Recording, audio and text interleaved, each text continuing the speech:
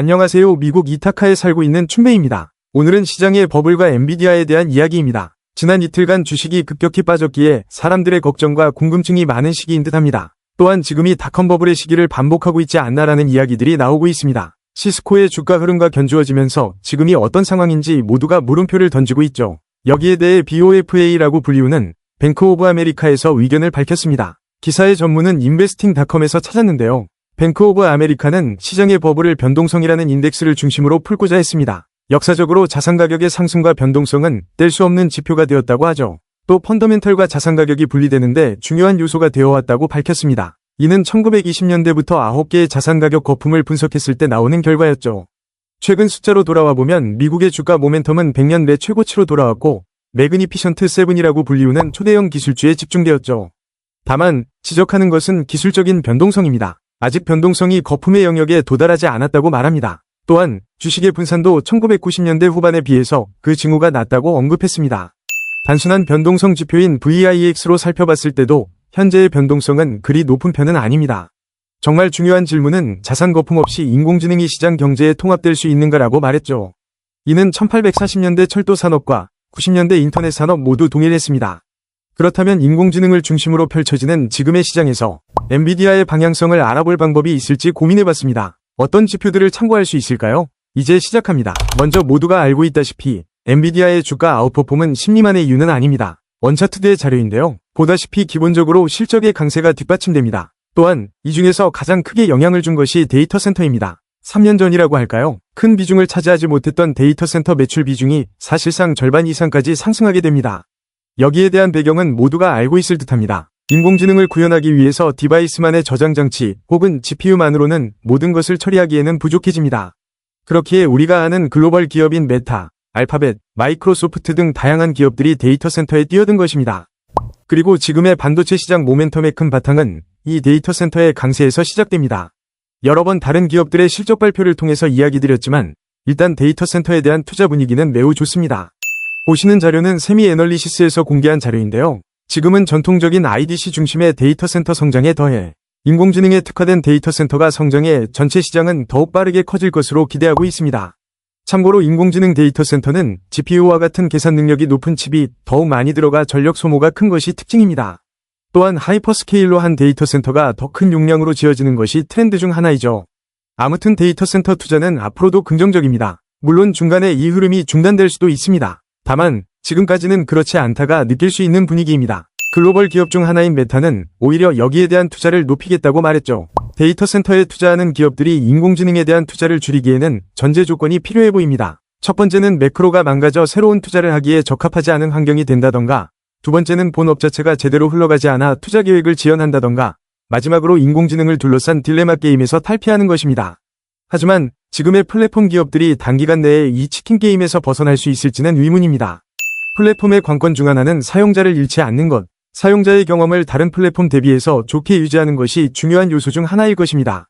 그런데 혹여나 인공지능을 둘러싼 기능이 사용자 경험을 크게 개선시킬지 모르는 가운데 투자를 안 하기도 쉽지 않을 것입니다. 또한 지난번에 글로벌 빅테크들의 매출은 광고에서 크게 발생한다고 이야기 드렸는데요. 여기서 데이터 산업은 큰 비중을 차지합니다. 그렇기에 본업과의 연관성을 고려해서라도 투자 지출을 낮게 가져가기는 어려워 보입니다. 마케터의 자료에 따르면 생성형 인공지능에 대해서 다수의 미국인들은 긍정적인 태도를 보이고 있죠.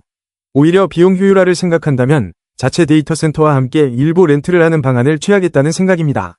아무튼 첫 번째 결론을 내려보면 현재의 엔비디아를 비롯한 인공지능의 중요한 지표는 앞선 빅테크 기업들의 투자 지출이라고 생각해도 될 듯합니다. 이들이 투자 방향성을 꺾는다면 엔비디아의 실적에도 큰 영향을 줄 것입니다. 이제 두 번째 인덱스로 넘어가 보겠습니다. 데이터 센터 시장을 보면 많은 생각이 듭니다. 분명 수요가 강하고 여기에 맞춰 공급도 활발히 일어나고 있죠. 하지만 언제나 수요 없는 공급은 존재할 수 없습니다. 그리고 수요와 공급의 밸런스를 파악할 수 있는 게 가격이죠. 그렇지만 우리들은 데이터 센터를 이용하는 테넌트의 가격을 시장에서 쉽게 확인하기 어렵습니다. 그럼에도 간략하게 남아 추론해볼 방법은 있죠. 데이터 센터 운영사들의 가격 동향을 살펴보는 것입니다. 만약 가격이 급격하게 꺾인다면 그것은 좋은 신호는 아닐 것입니다. 다음은 글로벌 데이터 센터 운용사들입니다. 지나가다 들어본 기업들도 분명히 있죠. 유명한 기업은 역시나 에코닉스일 것입니다. 오랫동안 상위 포지션에 위치해 있죠. 또 NTT, 디지털 리얼티 등이 있습니다. 이들의 운영 방식은 흔히 코로케이션 방식이라고 불리웁니다. 코로케이션이라 하면 흔히 위 데이터 센터 운영사들의 영업 방식을 말합니다. 아마존이나 마이크로소프트 같은 회사들은 자신들이 사용할 데이터 센터의 사용량이 워낙 많다 보니 직접 자산을 구축하는 게 효율적이지만 그렇지 않은 회사들도 많습니다. 그렇기에 직접 처음부터 다 조성하기보다는 일부 데이터 센터의 공간을 임차해서 사용하는 방식입니다. 운영사들은 특정 상면을 임대해줘서 돈을 벌게 되죠. 우리가 흔히 들어본 공유주방과 같은 개념입니다. 비슷한 듯 다르긴 하지만 말이죠. 무튼 이들의 가격 동향을 알면 이 시장의 수급을 알 수 있지 않을까 추측해봅니다. 상위 두 개의 기업들만 살펴봤는데요. 하나는 에코닉스, 다른 하나는 디지털 리얼티입니다. 둘 다 야후 파이낸스의 자료를 사용했고 에코닉스는 매출을 PPE로 나눴고 디지털 리얼티는 논커런트 에셋으로 나눴습니다. 결과적으로 두 기업에서 나타내는 지표는 아직까지는 큰 변동성이 없어 보입니다. 분명 전력 가격 등 다양한 변수들이 영향을 미칠 것으로 예상합니다. 하지만 이 두 개 기업의 가격 전가에 문제가 생긴다면 데이터 센터 시장의 수급에 위구심을 가져볼 법하다고 생각합니다. 저는 현재 이렇게 두 개의 지표를 크게 관심 있게 보고 있습니다. 당연히 매크로 환경과 엔비디아 기업 자체의 마켓쉐어도 영향력이 있겠지만 지금은 DC 시장 자체를 주목하고 있습니다.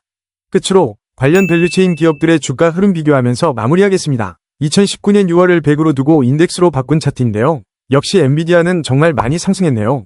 다음이 버티브입니다. 그리고 밸류에이션 수준 짧게만 살펴보면 야후 파이낸스 기준 포워드 PER은 반도체 설계 IP를 담당하는 시놉시스는 47배, ARM은 106배, 칩을 공급하는 엔비디아는 49배, AMD는 47배, 인텔은 29배, 브로드컴은 35배, 서버를 공급하는 델은 18배, HP는 11배, 쿨링 인버티브는 39배, 트레인테크는 32배입니다. 그리고 파워 공급사인 이트는 31배, 네트워크 공급사인 시스코는 13배, 아리스타가 43배, 스토리지 오퍼레이션 네뎁은 18배, 데이터 보안 팔로알토 51배, 클라우드 스트라이크 95배, 데이터 센터 운영사인 에코닉스는 65배, 디지털 리얼티는 82배입니다.